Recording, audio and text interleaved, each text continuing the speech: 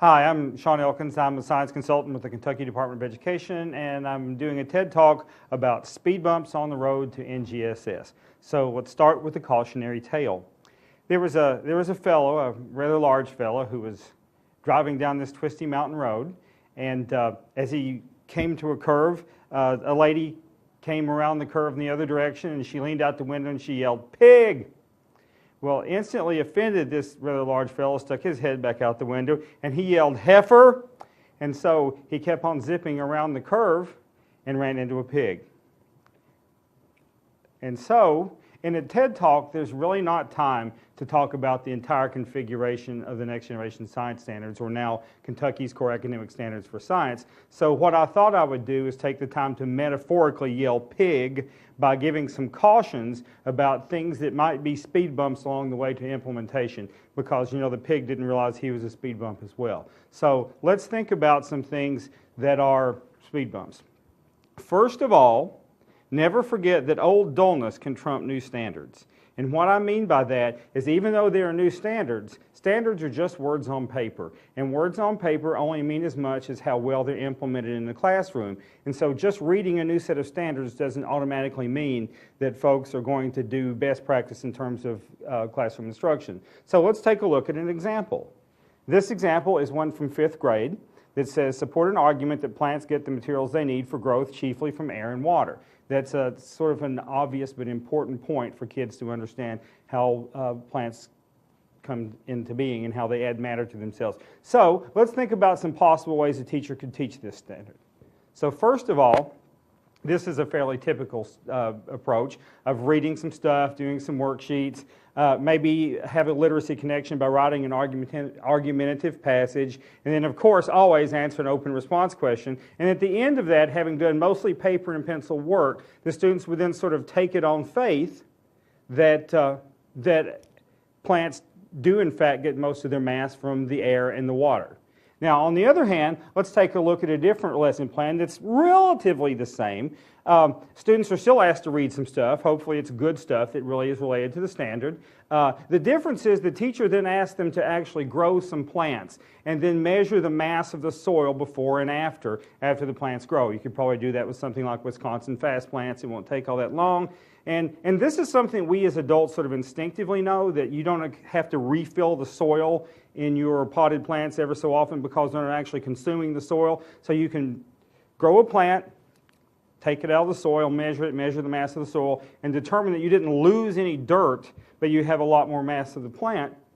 Still write the same argumentative passage.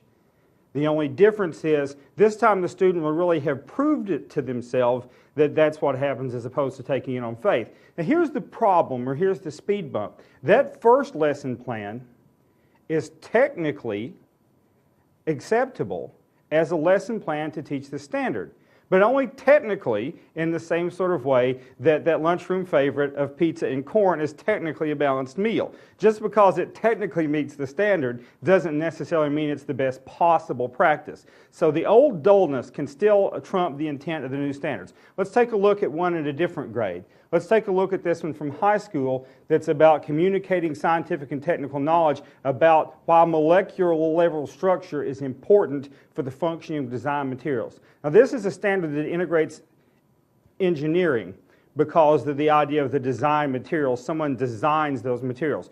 And what you'll see is that the old lesson plan, with just the tiniest little bit of modification, still seems to work here just fine. You can still have just the slight difference of writing a report which has data tables or diagrams. You're still answering an open response question, and you're still taking it on faith, as opposed to an approach that allows you to ask students to conduct some investigations where you give them certain materials that are designed and try to figure out how each of those different molecule structures are better used for the particular uses they were designed for. Once again, same sort of deal, not taking it on faith.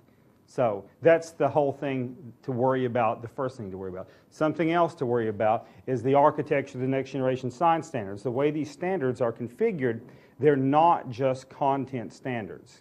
They are an integrated blend of content standards, cross-cutting concepts, and science and engineering practices. And every one of these standards is supposed to be a blend of all three. So let's take a look at an example and talk about that. This is from kindergarten, Forces and Interactions. In the top box, these are the actual standards, or the performance expectations. But remember that these standards came from a framework document, and they are blending from each of these areas. The blue are the science and engineering practices, the orange are disciplinary core ideas, and the green are cross-cutting concepts. Every statement here is a blend of all three of those. So what are we worried about? Well, here's what we're worried about. People are used to standards that are primarily content-based.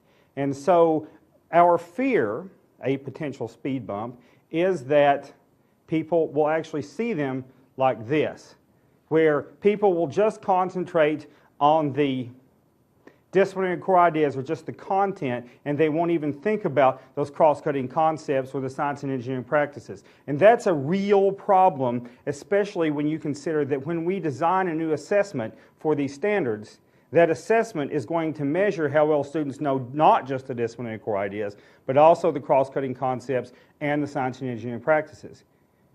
It could be even worse. People may just look at the performance expectations and forget about the framework altogether, which is certainly something to be concerned about. But the even worst concern of all is the fact that people won't even bother to read even the performance expectations and will just concentrate on the assessment boundaries that are attached to each that basically just say, here's where testing stops. So that's something to be concerned about. All of that information is there on that page for a reason. And if people start concentrating on just bits of it and ignoring the rest, they really don't do themselves any favors. Something else to worry about, that we already do that syndrome. And that's also the human nature thing. It's really hard for folks to think about the fact that what they do is dramatically different than what they have done. And so if you have conversations with teachers, or you're having conversations with your own counterparts, and you're saying to yourselves, okay, we already do that. Some of those things here in these new and different standards you probably do already do, but you don't necessarily, I don't think you necessarily do all of them, because nobody does, because we wouldn't need new standards if everybody was there. And so if a couple of folks say a couple of times, we already do that, then hopefully they do, and that's good practice to build on. But if for every single standard you have a conversation with a teacher and the teacher says, I already do that, I already do that, I already do that, the more you hear that, the least likely it is that they probably really do that, because they're probably really not fully interpreting what the standards mean. And so as an interesting sort of algorithm here, there is a formula that basically says the probability that they actually do that is inversely proportional to the number of times they say we do that. So if somebody says we do that 100 times, I would probably give that less credibility than the folks who just say we do that a couple of times, because they probably, if they say we do that a lot, they are either really exemplary teachers who have grasped these standards years ahead of time, or they are folks who really aren't reading the standards closely to understand what they mean. So a speed bump on implementation is that we already do that syndrome. All right, another